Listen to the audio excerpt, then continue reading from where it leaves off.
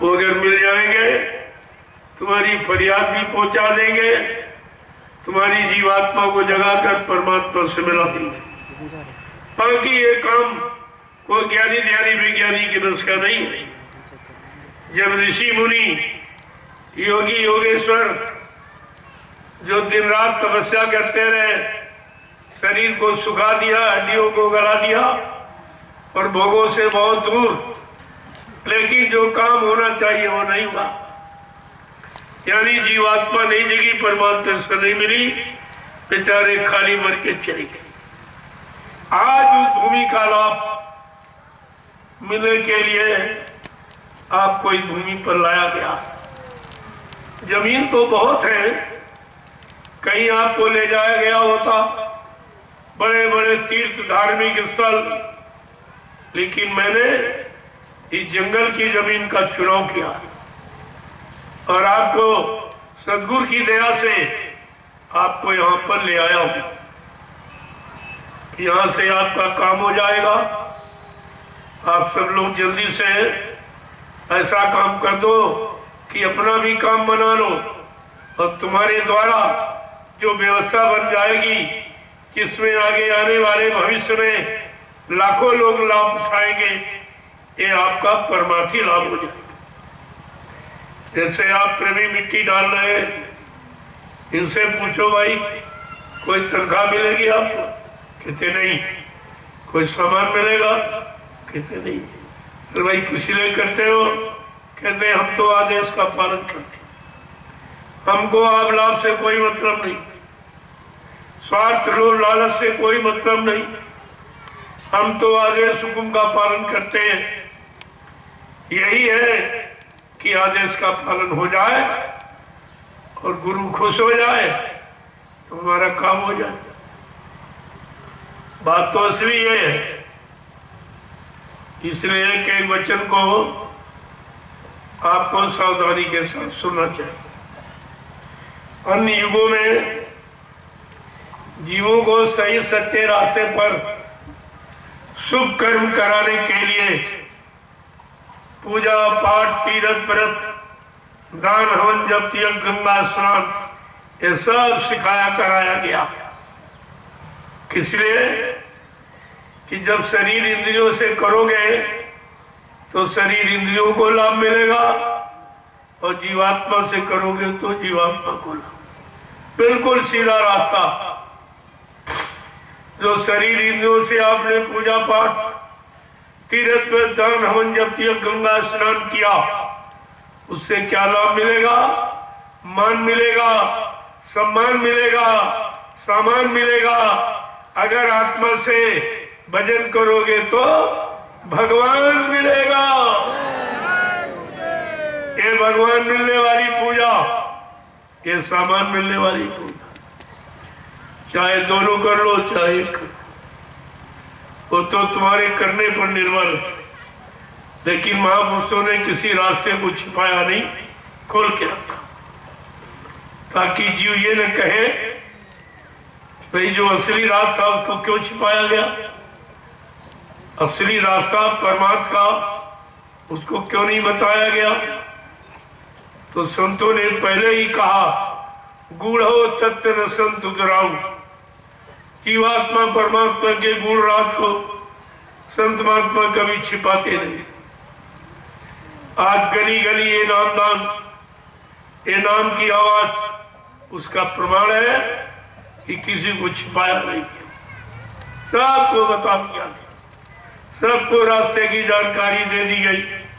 अब करो न करो ये तो जीव पर निर्भर है। आपने कितना किया ये खुद ही जानते हो। अगर किया होता तो गुरु से अलग चले जाते, गुरु को भूल जाते, गुरु की महिमा, गुरु के द्वारा दिए नाम दान, ये सारी कीमत आप भूल जाते। जो परिवर्तन की आवाज लगाई गई उसको भी आप भूल गए। यहाँ परिवर्तन कोई इंसान नहीं कर सकता।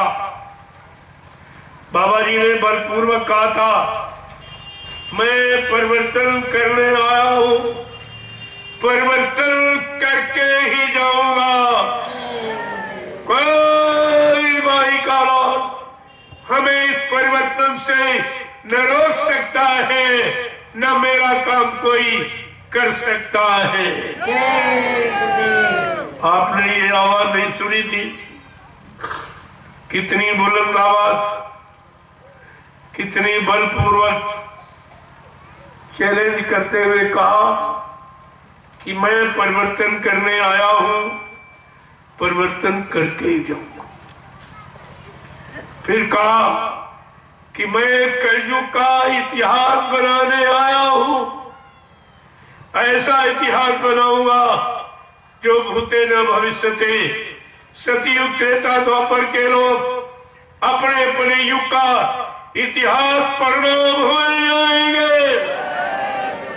मैं इसी भारत भूमि पर ऐसा चमत्कार करके दिखाऊंगा जिसको हिंदुस्तानी नहीं सारा विश्व नमस्कार करेगा। देखो कितनी बड़ी बात है। कहा मेरी भूमिका व्यवस्था के आगे एक दिन सारा विश्व नतमस्तक हो जाएगा और मेरी व्यवस्था सबको स्वीकार करनी पड़ेगी, क्योंकि मेरी व्यवस्था सबके हित में। कोई एक जाति, एक धर्म, एक देश प्रदेश के लिए नहीं, सारे विश्व के। आज ये शक्ति विश्व परिवर्तन के लिए आई। आपने रामकृष्ण को इतिहास को पढ़ा, वो देशी प्रदेशी परिवर्तन के लिए आए, विश्व परिवर्तन नहीं किया। लेकिन आज ये शक्ति आपके सामने जिसकी चर्चा हो रही है, ये विश्व परिवर्तन के लिए आई है और सारा विश्व जिसके चरणों में नतमस्तक हो जाएगा। वो ऐसा काम होगा, ऐसी भूमिका व्यवस्था होगी सबके हित की, सबके लाभ, सबके कल्याण की। उसमें जाति पाति का कोई भेदभाव, छोटे बड़े का, गरीब अमीर का नहीं होगा, पढ़े लिखे अनपढ़ का नहीं, हिंदू मुसलमान का नहीं, स्त्री पुरुष का ये कोई भेद नहीं होगा। सर्वभूत हिते रता, तो सारे जीवों के कल्याण में रत ऐसा समृद्ध मालिक जो भूमंडल पर आया है, वो ये सब काम करने के लिए आए। और आपके सामने काम हो रहा, लेकिन आप समझ कुछ नहीं पा रहे। क्या कभी कोई जानता था इस जमीन पर इतना जनमत आ जाएगा, इतने लोग आ जाएंगे, हिंदुस्तान के विभिन्न प्रांतों के लोग इस भूमि पर आ जाएंगे और ये रामशाला गांव का नाम पूरे हिंदुस्तान में पहुंच जाएगा। ये कोई नहीं जानता था, क्योंकि यही जाने ते जे जनाई और जानत तुम्हें तुम्हें हो जाई। वो जानेंगे जिन पर महापुरुषों की दया हो जाएगी और जानकारी अपनी दे देंगे। सैन और बहन इनको समझने लगेंगे, वो जान जाएंगे। नहीं तो तुम ना भी समझो, लेकिन काम बंद नहीं होगा। आप किसी ने नहीं समझा तो मैंने नैमिषारण्य को छोड़ा और यहाँ जंगल में आके बैठ गया। लोग समझते थे ये भव आश्रम बना हुआ है, इतनी मेहनत से बनाया गया, अब ये कहीं नहीं जाएंगे, यहीं रहेंगे। लेकिन उन लोगों को क्या मालूम, क्या मैं इन मकानों में रहने के लिए आया हूं? मैं तो झोपड़ियों में रहा और झोपड़ियों में रहूंगा। ये मेरी पहचान है, झोपड़ी, जो हिंदुस्तान में कोई नहीं। सारा हिंदुस्तान इस समय कह रहा एक महात्मा हिंदुस्तान में है जो झोपड़ी में रहता, बाकी सब एसी में, पंखे, कूलर में रहे, सब हम इमारतों में रह रहे हैं, सब भोग विलास कर रहे हैं। उनका त्याग बैराग से कोई मतलब नहीं है। लेकिन ये दृश्य आपके सामने देखिए, कितने लोग जंगल में आ गए। अभी तो मैंने आह्वान नहीं किया, तब इतने लोग आ गए। अगर मैं आह्वान कर दूं कि सबको आना है तो यहाँ जगह नहीं मिलेगी। इतना आदमी मेरे पास है और ये सब आ जाएंगे तो यहाँ जगह नहीं होगी। ये तो हर परिवार से एक आध आदमी आया होगा। तो आप देख रहे हैं कैसी भीड़ है। तो विचार करना चाहिए, कोई ना कोई बात तो जरूर है। ये जंगल में गर्मी के दिनों में और धूप में ये आए हुए हैं, रह रहे हैं और कोई परेशानी महसूस नहीं कर। क्यों? इन पर दया है, ये दया की छत्र छाया में है, इनको कोई परेशानी महसूस नहीं होती। और जो आने वाली परेशानी है वो भी तुम्हारी चली जाएगी, इसलिए आपको यहाँ पर रखा गया। तुम्हारी सारी परेशानी, बीमारी, महामारियों, दुर्घटनाओं को रोकने के लिए परमार्थी श्रमदान सेवा रखी गई। जब ये सेवा करोगे, क्योंकि इस सेवा में आपका कोई स्वार्थ नहीं है, कोई लोभ लालच आपका नहीं है। जो मिट्टी डाल रहे इनसे पूछो कि तुम्हें तनख्वाह मिलती क्या? क्या तुम्हें कोई सामान दिया जाता?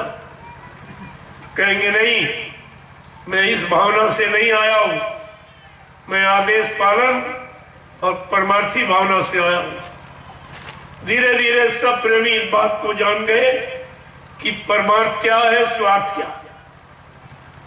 जब सत्संग को सुनते रहोगे तो धीरे धीरे आपकी समझ में सब आने लगे।